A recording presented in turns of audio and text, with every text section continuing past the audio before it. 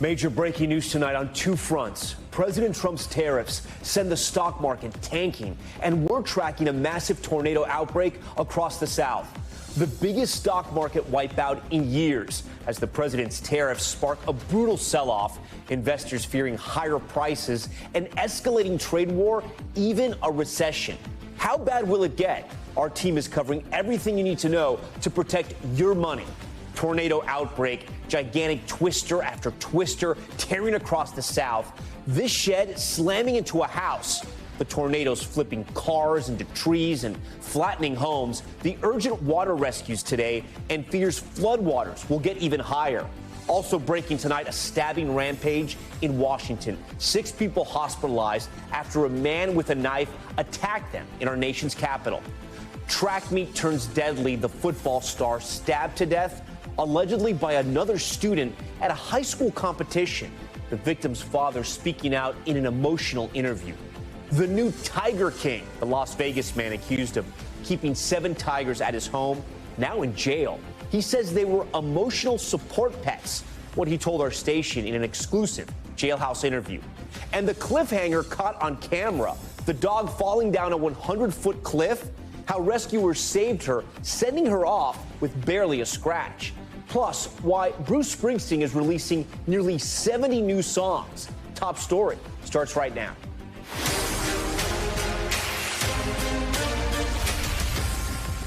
And good evening. Tonight, the meltdown on Wall Street as President Trump's sweeping tariffs send stocks plunging to the worst day in 5 years.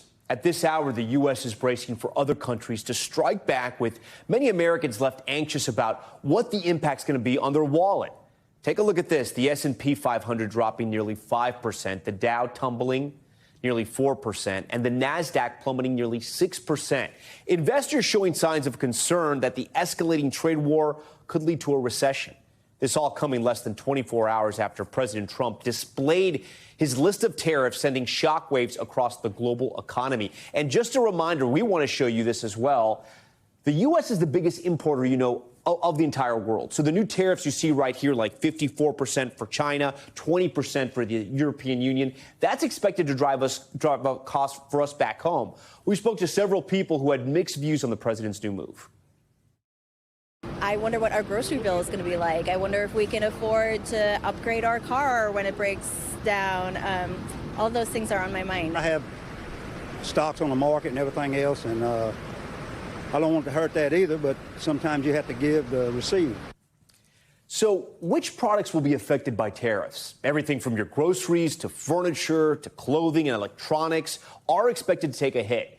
Just ahead, we'll break down what you should purchase now before those prices spike. We also have so much to get to, but we want to start tonight with NBC's senior business correspondent, Christine Romans. Tonight, Wall Street sending a clear message about President Trump's effort to dramatically reshape the global economy. Major losses for the Dow Jones Industrial Average, the S&P 500, and the NASDAQ. President Trump taking the drop in stride. The markets are going to boom, the stock is going to boom, the country is going to boom. And on Air Force One tonight, saying he is open to negotiations if other countries offer something, in his words, phenomenal, like a deal from China on the sale of TikTok. The tariffs give us great power to negotiate.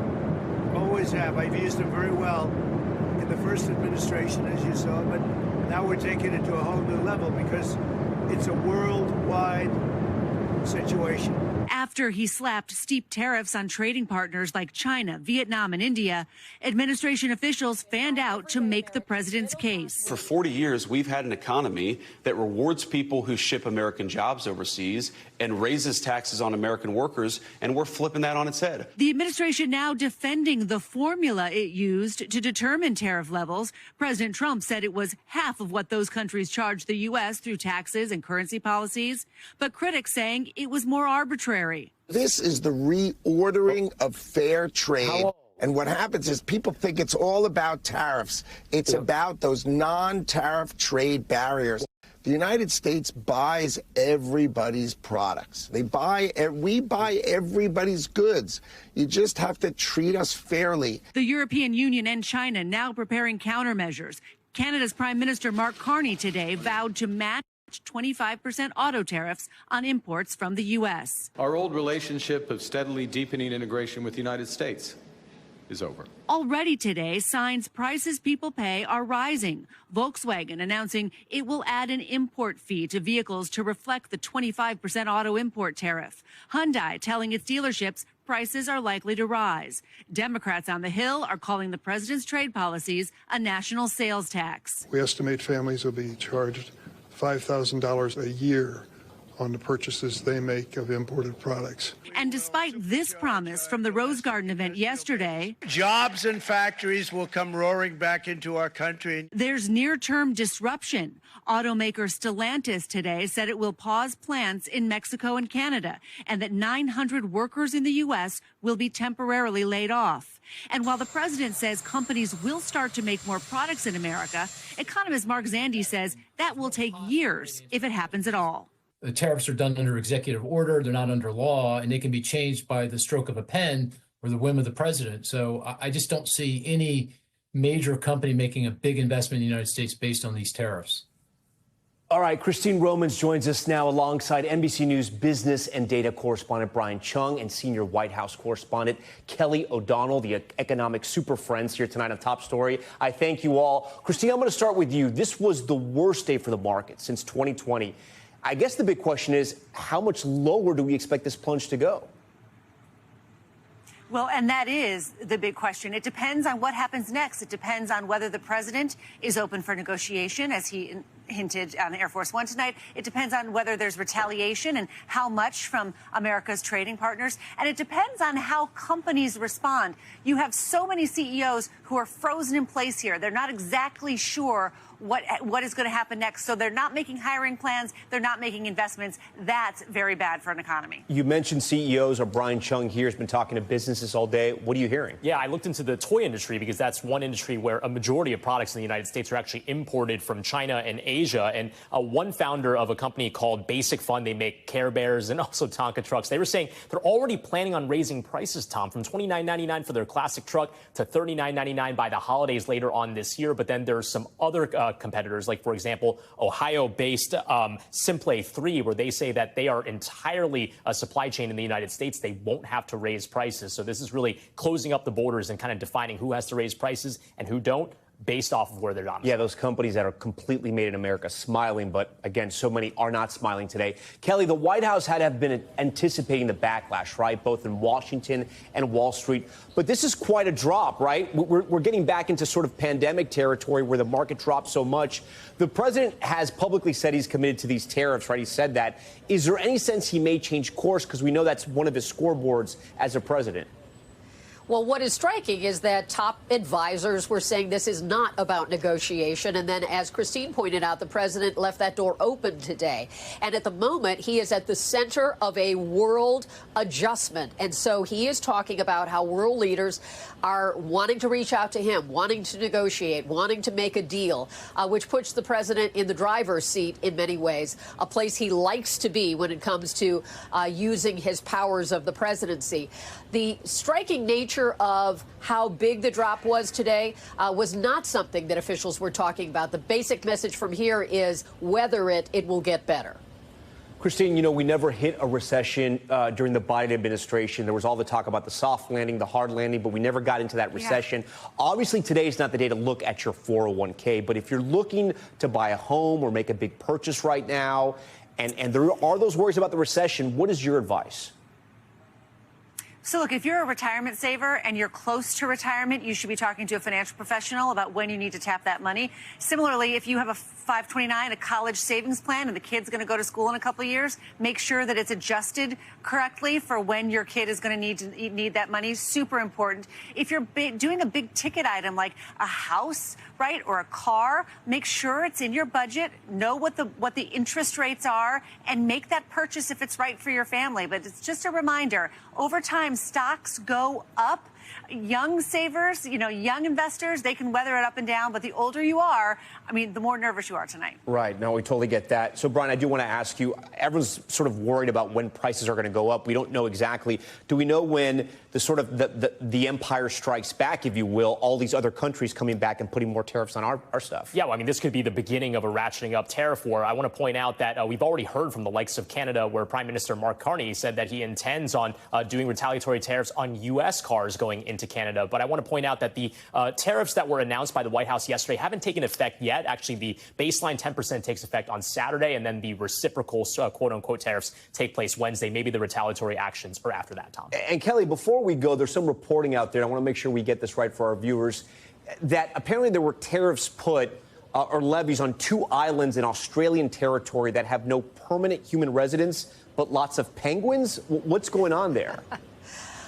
Well, that's one of the things where when you do a big plan like this, there can be some what happened here moments. And we've certainly seen that. Also missing from all of this, no mention of Russia. That's because there is a war going on, and there's not an active trade relationship between the United States and Russia. And so there's sort of a novelty about penguins being tariffed. But the president is saying these are sweeping, it is global, and there will be some kind of unusual moments, and that's certainly one of them. Even the penguins are feeling it. Okay, guys, we thank you so much for joining Top Story tonight. We know we're throwing a lot at you there at home, so we want to dig into this a bit more on where American consumers may see those price hikes first. Japan now facing a 24% tariff on U.S. exports, including on goods from some of its biggest manufacturing names. Electronics giants like Sony, gaming company Nintendo, and camera firm Nikon.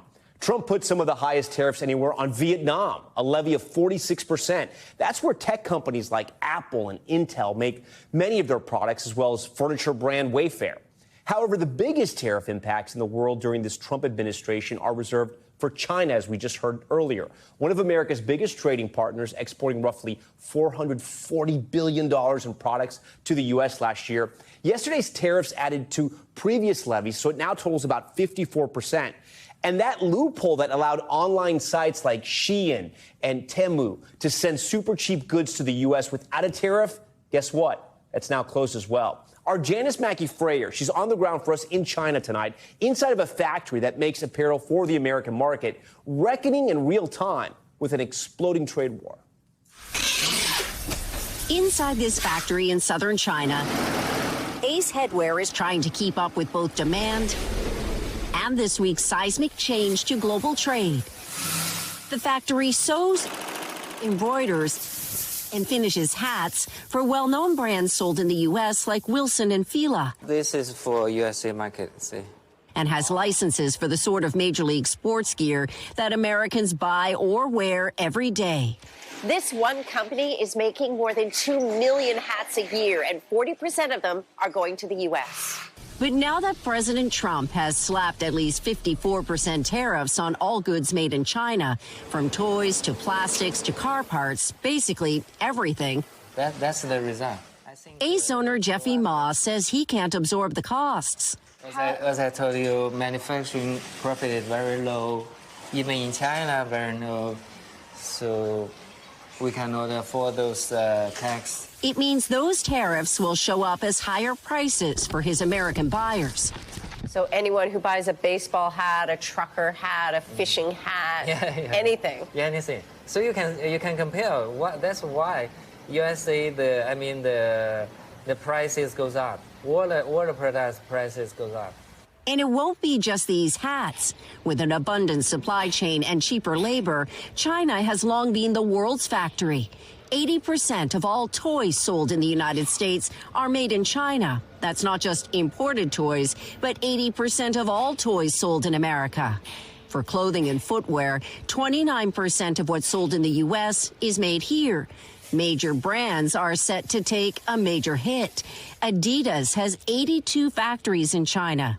H&M makes half its clothes here and in Bangladesh, which was hit with a 37% tariff. And Nike, 18% of its products are made here and a full half of it made in Vietnam, which will see tariffs of 46%. I think all of us in the supply chain, from the brand the manufacturer in the supply chain. I think all of us are influenced, are affected.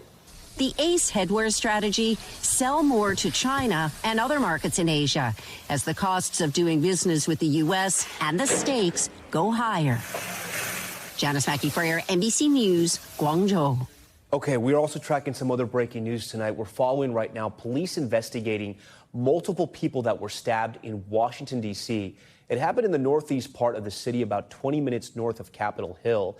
D.C. police say they've arrested a suspect. For more on this, I want to bring in Walter Morris from NBC4 Washington, of course, our owned and operated station there in the nation's capital. Walter, break it down for us. What exactly happened here?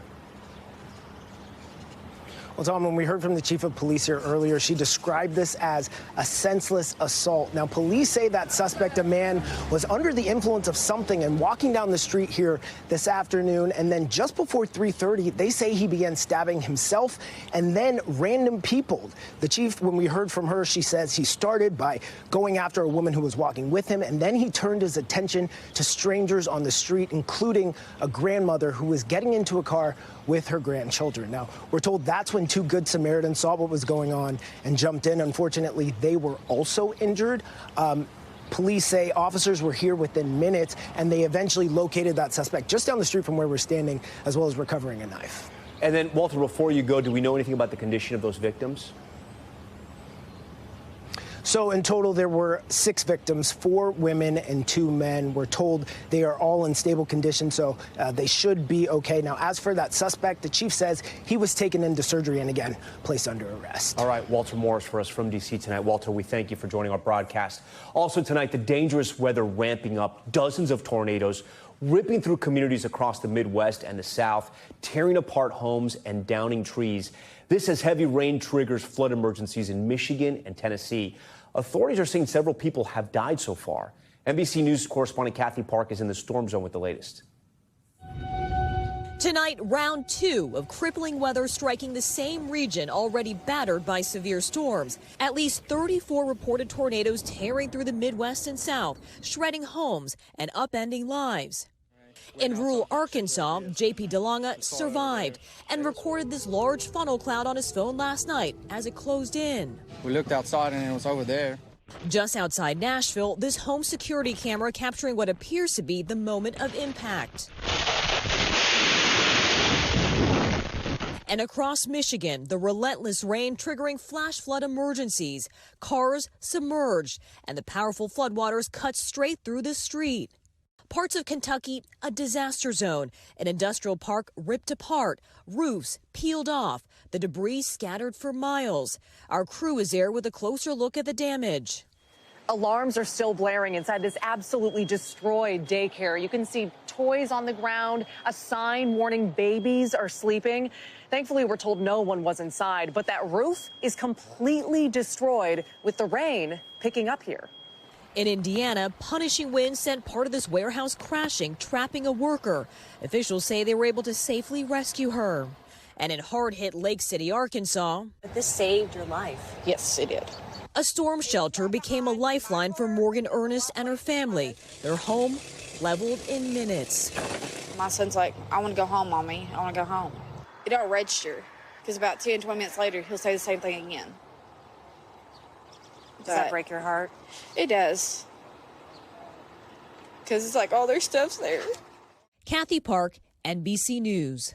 Tens of millions remain in the crosshairs of this life-threatening weather. Let's get right over to NBC meteorologist Bill Cairns, who's tracking this for us. Bill, talk to me about the current tornado threat tonight, and some of these same areas are bracing for flash floods. Yeah, and typically storms will be on a move, so at least they'll hit a different area. But this is an unusual case where the same locations are going to get hit 3 or 4 days in a row. And this evening, we have an isolated threat of tornadoes, but the flash flooding is widespread, almost about as widespread as I've ever seen it. Little Rock, Memphis, Nashville, all under flash flood warnings, all the way to Charleston, West Virginia. Everywhere in maroon, there is life-threatening flash flooding going on now. At one point, that was stretching about 700 miles. And so that's going to continue, and that's only going to get worse in the days ahead, because after we're done with tonight's rain, tomorrow we get it again, then another huge batch on Saturday. Additional rainfall in this storm zone area, we'll call it, another 5 to 10 inches. Some city-specific totals, we're expecting another 7 inches in Memphis. So it's a flash flood threat, and then the rivers are going to be a mess. As far as tornadoes go, not an outbreak tonight, but we will see isolated tornadoes, maybe even an isolated strong tornado from Shreveport all the way here through Tennessee. We do have 2 active tornado warnings in Tennessee. So here's Nashville, and here's the one tornado warning that's radar indicated, also the one radar indicated to the south. The reason I don't like this one is because that one, in general, will head to Nashville in about 20 to 30 minutes from now. So everyone in the Nashville area, Tom, has to pay close attention. And as far as tomorrow goes, tornado outbreak likely. Once again, unfortunately, Arkansas looks to be hardest hit. All right, we'll stay tracking that. We're back in a moment with the deadly confrontation between 2 high school students at a track meet. One star athlete now dead, his father speaking out tonight. Plus, the man now in jail after police saying he was keeping 7 tigers at his home illegally. He says they were emotional support animals. We'll stay with us.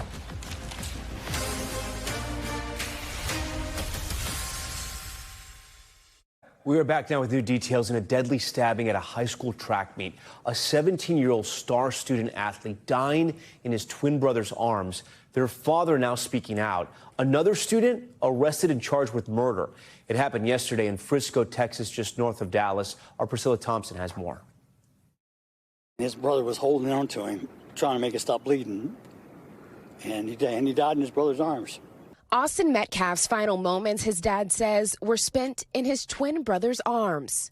And I rushed up there, and I saw him on the gurney, and I could tell. The 17-year-old died Wednesday, police say, after being stabbed by another student at a high school track meet in Frisco, Texas. Not conscious, not breathing. He was stabbed. His twin brother, who was there, told their dad the incident began when the pair asked the student to move to a different seat. He brought a knife to a track meet, and he murdered my son by stabbing him in the heart. Police are not saying what caused the altercation, but have arrested 17-year-old Carmelo Anthony, a student athlete from a rival school, now charged with murder. Anthony has not yet pled. The North Texas community in shock. It's heartbreaking. It's heartbreaking. Grieving alongside Austin's family, who are remembering the high school junior as a bright student athlete who was MVP of his football team and had a 4.0 GPA. He was loved by many. He was a leader. He believed in God. He was a great kid. Made me the proudest father in the world. Tonight, his family leaning on that faith to forgive. I already forgive this person. God takes care of things. God's going to take care of me. God's going to take care of my family. Priscilla Thompson joins us tonight from Houston. Priscilla, anyone seeing or hearing your report is going to ask one question. Why? How does a simple request to move over turn into murder? Do police know what set that young man off? Well, Tom, if police do know, they are not sharing that information publicly. I reached out to the Frisco Police Department today and asked them if they could verify the victim's brother account of what happened and what led to this argument, and they declined to comment on that, only acknowledging that there was a confrontation. So still a lot of questions there, which makes sense because this is an active investigation. But I should note, we've also tried to identify an attorney for the suspect and reach out to his family to get any information about his version of events, but have not heard back. So certainly still a lot of questions about how this argument between 2 student athletes led to this outcome. Tom? Okay, Priscilla Thompson first. Priscilla, we thank you for that. Up next, the man who would be Tiger King, arrested for keeping 7 of the dangerous animals at his home. His exclusive interview with our station, and buy now or pay later, we break down what you should be purchasing right now before tariffs send prices higher. Stay with us. All right, we're back now with power and politics, and our top story tonight, the stock market plunge. The biggest one-day drop in years since 2020 during the COVID pandemic, almost entirely driven by President Trump's sweeping tariffs. It's a story that cuts across politics and business, so we have the right people to talk about all of it tonight. Also, the president with some high-profile firings, and the race for New York City mayor is heating up. I want to bring in the former mayor of New York City, Democratic mayor, of course, Bill de Blasio. Tiffany Smiley, she's founder of Endeavor PAC and a GOP strategist, and CNBC contributor and a good friend to Top Story, Ron Insana. I thank you all for being here tonight. Ron, I'm going to start with you. You were down on Wall Street. What were you hearing from investors and traders? Well, I think they were so taken aback by yesterday's announcement from the president. This was far beyond what anybody had anticipated in terms of putting tariffs on both our friendly trading partners and even our adversaries. This was way above even the worst case scenario where it was assumed he might put 20% tariffs across the board. This is significantly higher, shocked the system. We're hearing about retaliation from other countries. And so it deepened worries about both recession and inflation simultaneously. And so the market really responded more forcefully to the notion of recession. Not only did stocks fall, the dollar fell, but interest rates fell all simultaneously. And that's a warning that these policies could lead to weakening growth. Tiffany, you know President Trump, the base, better than anyone else at this table. Do you think the tariffs stay, or do you think this is a negotiating tool? Well, clearly Trump uses tariffs as a negotiating tool, and he's been very effective at it. We know that the market likes stability, and I think we're going to see it go up and down and then stabilize some. We're actually in a better place now today than we were last year at this time. So I believe it will stabilize as it kind of plays out. But Trump is making sure that it's fair for Americans and anyone that supported the trade policies, the former trade policies.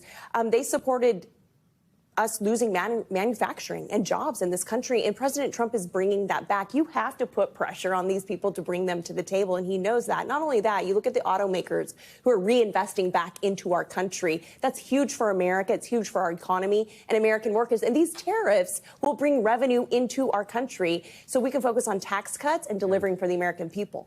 Mayor, you may have heard at the top of the broadcast, there's a lot of Americans across the country that are looking at their 401ks, people who are maybe retired, looking to retire, worried about their kids' college savings plans. How do Democrats sort of get this time right now, which it's not a crisis yet, but it's getting pretty bad? How do Democrats take this and not look like they're exploiting it, but use it politically? We saw those special elections in Wisconsin and Florida. Democrats gained some ground there. Not winning the elections in Florida, but gaining ground and then winning that Supreme Court seat. What do you think Democrats do now? What should they do? Well, first of all, this chaos is not what the American people voted for. So I think what we're seeing is a lot of Trump voters in the heartland, auto workers, farmers are looking at this and they're saying, wait a minute, this is going to hurt my family. This is going to hurt my business. And I think this is where it starts to actually spin out of control for President Trump. What Democrats need to do is talk about what working people are going through. Bluntly, Tom, we failed to do this in 2024. We failed to show that empathy and connection. This time in 2025, Democrats have a chance to say, hey, this is what the average American worker is going through right now. They're seeing their savings disappearing before their eyes. They're worried, will their job be there? There are layoffs right now in Michigan. Auto workers are going to be laid off in Michigan starting this next week. This is real, and I think Democrats need to speak to it. Tiffany, the political ad is probably written right there. It's going to probably have that type of language. What's the counter argument? Well, look, President Trump is going to make an economy that actually works. I think Biden's biggest mistake was labeling Bidenomics. I think it was his downfall because American people, there we go, because the American people knew that the economy was not working for them. And now there's an energy and there is hope that the future will be better.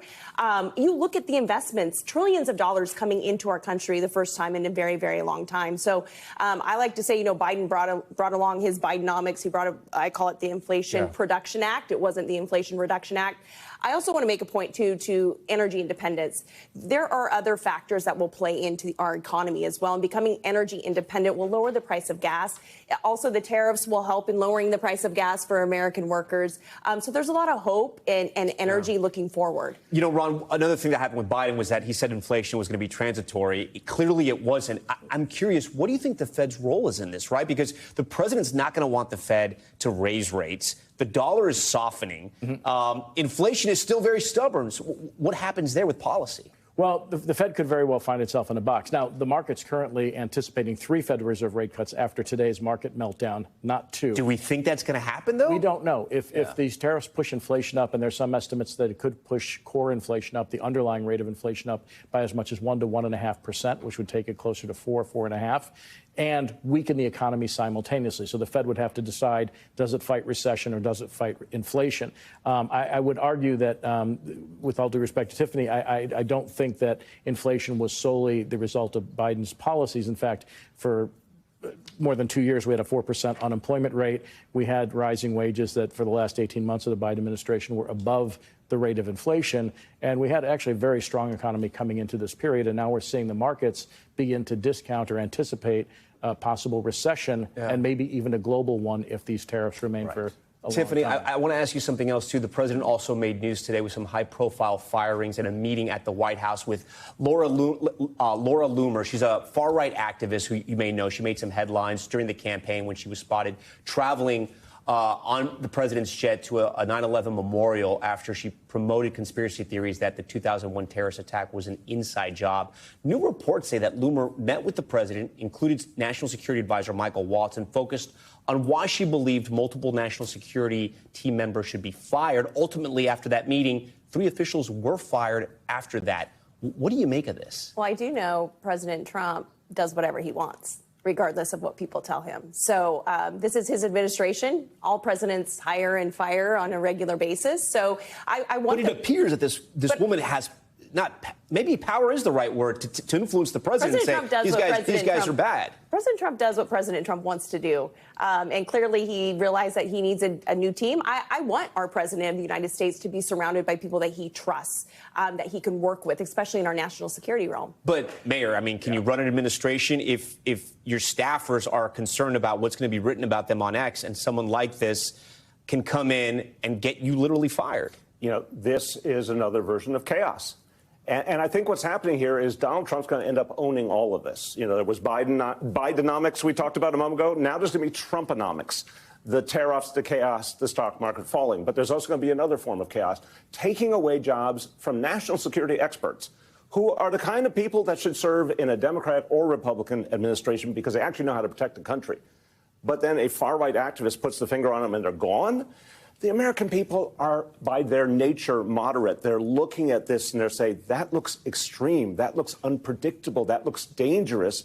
And I think you're starting to see the Wisconsin results, the Florida results are in part a response to too much chaos. Tiffany, I know you want to jump in here. Well, I was going to say, you know President Trump. I do. And he is not easily influenced. I don't agree with that. I don't agree with that. He makes his own decisions he may make his own decisions. on what's best for our country and the American people. And so I believe that's what was at play. Tiffany, he's also historically been susceptible to certain voices. And in the end, look, presidents of both parties and all ideologies have agreed that national security is a place where you say there are some people who serve regardless of administration. To see that undermined, China loves that. Russia loves that. Yeah. To see the real experts taken out and some political hack will be put in their place. He obviously had information that we do not have. And so I trust the president of the United States to surround himself with people that he trusts going forward to protect this country. Mayor, I want to stay with you because there's some big news here in New York City. Yes. The current mayor, your successor, Democratic successor, Eric Adams, not going to be a Democrat anymore. He's going to run as an independent for the mayoral race, re-election. Is there a path for him as an independent? It's a tough path, but let's, put this in historical context. Michael Bloomberg was a Democrat, became a Republican originally to run for mayor, then became an independent. There is some history around this in New York City. Now, Eric Adams is in a much tougher situation. Doesn't happen to have all the spare change that Michael Bloomberg had to apply to the campaign. But I do think it's an interesting factor because it clarifies the Democratic primary now. I think you're going to now see, obviously, Andrew Cuomo's the front runner. You're going to see a lot of energy now directed at him that might have been directed at Adams, meaning tough, hard-hitting critique. Adams could be an X factor in the general election.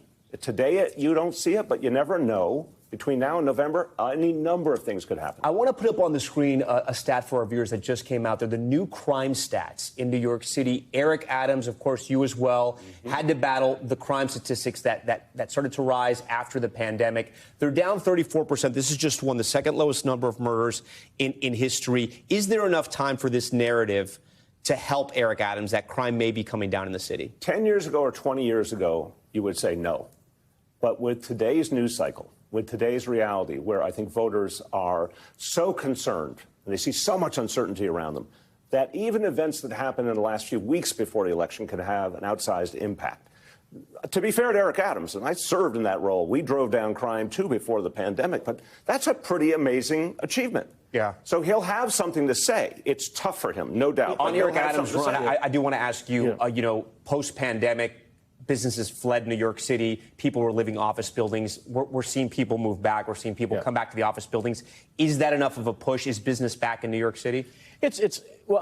Population's back in New York City. So we're seeing rents at new all-time highs in New York City. We're seeing some businesses and some employees return to work as mandated by their bosses. But there's still surplus office space in the city, which may or may not be converted to residential. It's very tough to do in New York. Only about a quarter of the empty space can be converted to apartments or condominiums. So, yeah, business is back, but there are still places that have been shuttered that, would be expensive to reopen or may not be economically viable. So it's kind of a mixed bag.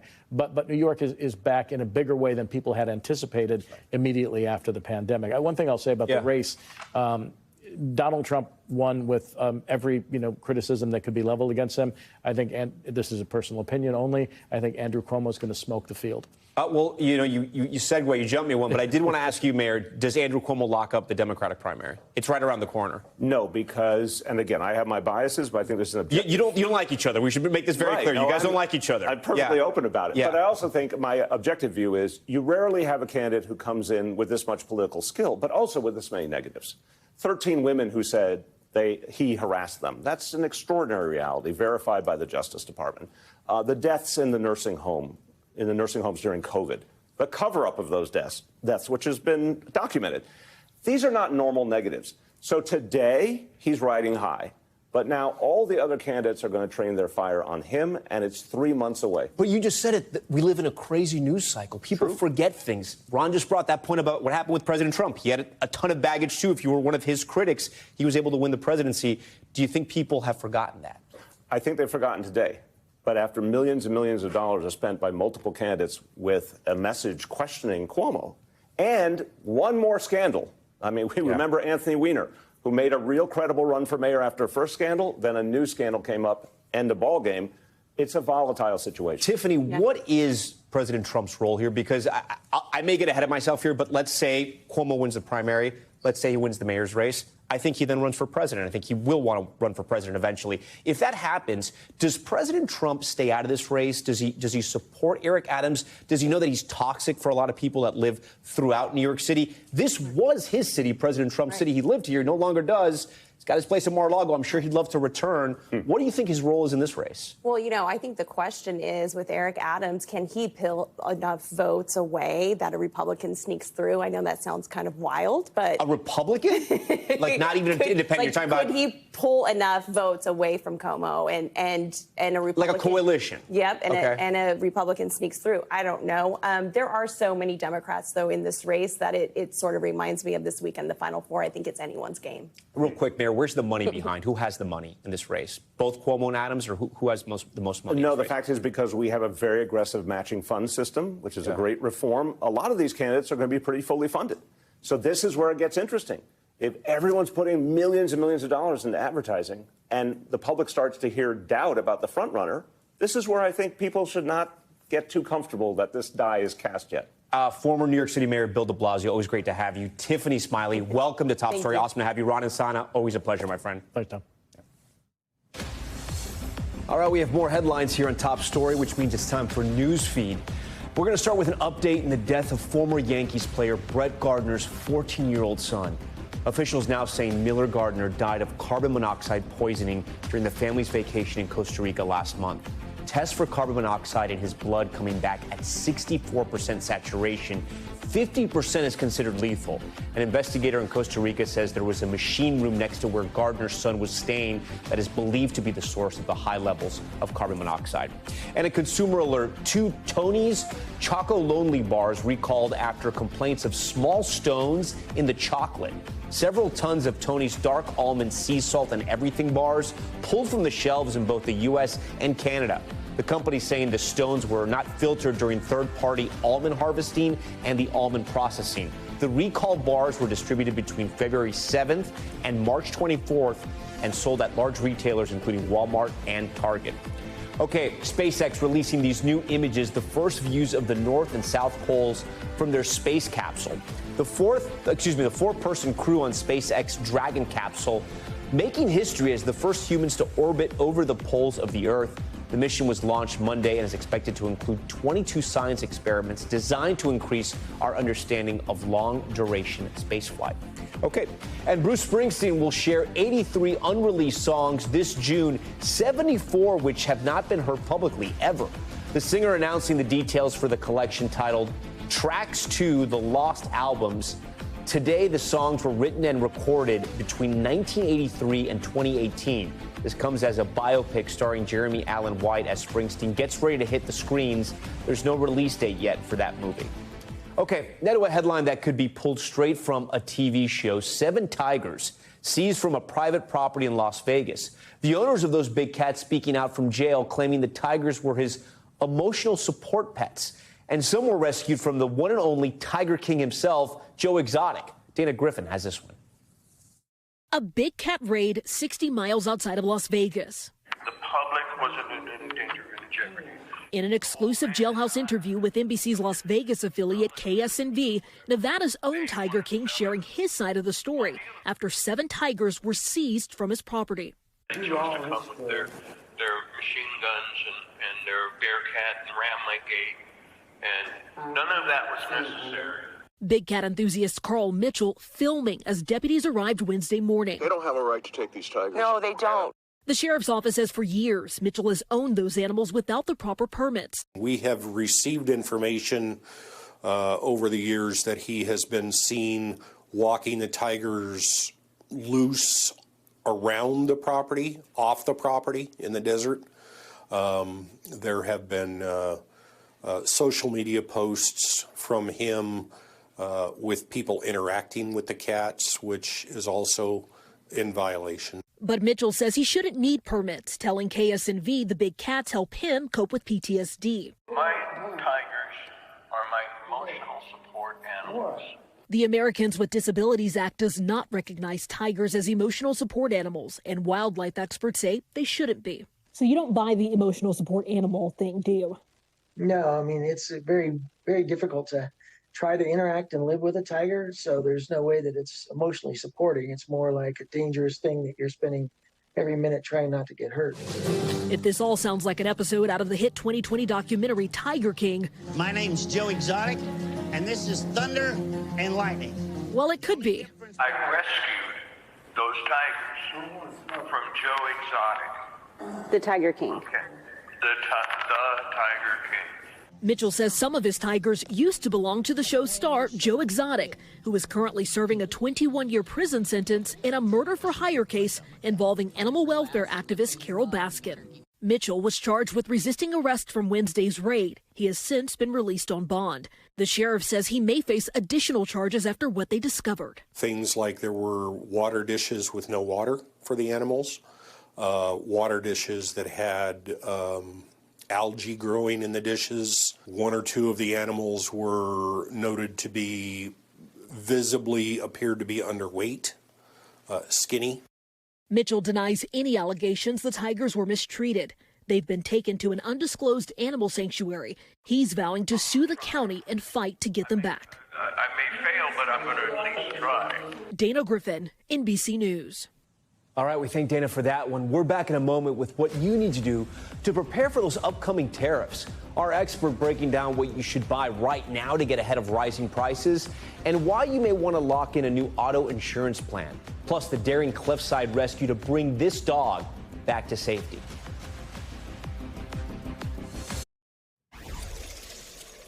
We are back now with Money Talks, what consumers and investors need to know from the business world and beyond.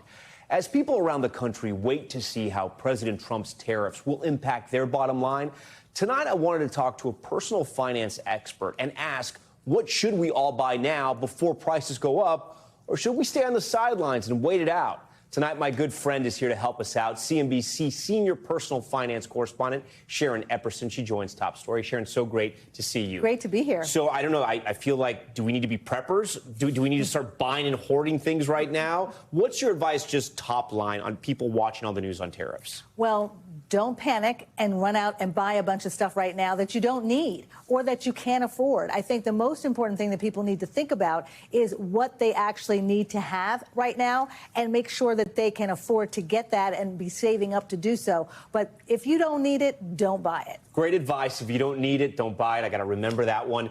But some things are going to go up. So what are you recommending that people maybe start to look at or start to buy now? Many things are going to start to go up. I think one of the things that people need to first think about is cars. A lot of people are worried about what the price of a car is going to be, and we're definitely going to see a substantial increase in car prices. But again, if you don't need the car right now, you can't buy it. This may not be the time to do it. Things to think about are things like car insurance, because as car part prices go up, we may see higher premiums for car insurance. That is significant, and that is something you may have control over. Automatic renewal doesn't always have to be the same price if you shop around and you get another insurance carrier. So know that those prices may go up too, and maybe that's a place that you can shop around. So much of our clothes, you look at your tags, they're made in China, Vietnam, everywhere overseas, but the United States, unfortunately. Yeah. So what about clothing? What should we be looking at? Well, clothing prices are definitely going to go up, but what people may not realize is that there will be a significant increase in the price of footwear. About more than 60% of all footwear comes from China and Vietnam. And so we're looking at tariff prices that may be as high as 50% for products from Vietnam. That doesn't necessarily mean that a $100 pair of sneakers is now going to be $150 for you, but it will be in terms of the price that the imported that we're getting for the import. Clothes, shoes, cars, be thinking about all those. Absolutely. What about electronics? Electronic smartphones prices are going to go up. The top line iPhone could go from $1,600 to $2,300, according to some of the analysts that we're looking at, as much of a 40% jump in the price of an iPhone. So that's something to keep your eye on. But it's not only that, it's also computers, it's also laptops, video consoles, all of that. Okay, and then finally, if you're out, you're trying to have a good time, you're going out to eat, it's already expensive to go out to eat. But if you kind of want to knock the edge off a little bit, our top story viewers do sometimes, you want to have a drink, you want to order a beer, glass of wine, you got to be mindful, right? Got to be mindful. And so a lot of people think if it's American made, it's going to be great, I'll save money there at least. Not necessarily. The cork, the bottle, so many parts of what go into, say, the wine industry are imported. So that could also have prices, even for American winemakers, to go up. All right, Napa cabs, local IPAs on draft, we got it. Absolutely. Sharon, so great to have you here. Great to be here. All right, when Top Story returns, the Cliffhanger in Colorado. The volunteers who saved this dog after she fell off a 100-foot cliff, and get this, she barely has a scratch. We're going to show you. Stay with us. Finally tonight, terrifying moments on a Grand Junction, Colorado cliffside. Rescuers rushing to the scene after a dog plummeted more than 100 feet to the bottom of a canyon. Luckily, that dog is largely unscathed and making a speedy recovery. NBC's Ryan Chandler spoke with those rescuers who pulled that pup to safety. Okay, up slope. A dog's daring ascent after a terrifying fall. One moment, Yogi and John were enjoying the view at Colorado National Monument. One step too close to the edge sent the 3-year-old border collie tumbling over 100 feet down the cliffside. It's a long way down. What was going through your mind when you saw her? Honestly, my heart sank. I felt so much. I was scared. I thought she was dead. Over 3 agonizing hours, brave volunteers of the Mesa County Search and Rescue Ropes team rappelled to the rescue. She was pretty shaken up. John held on to hope as they hoisted her up. Finally safe on the ledge, Yogi's tail still wagging. She got lucky. She did. Very lucky. And it helps that she was such a good dog. The miraculous moment, a man and his best friend reunited. So utterly thankful for everything they did. Like, it kind of makes me a little teared up a little just to think about how selfless they were. After a rush to the emergency vet, Yogi left with nothing but a few scrapes and bumps and an incredible tale to tell. Like nothing even happened. Ryan Chandler, NBC News. All right, our big thanks to Ryan Chandler for that one, and our thanks to you for watching Top Story tonight. I'm Tom Llamas in New York. Stay right there. More news on the way.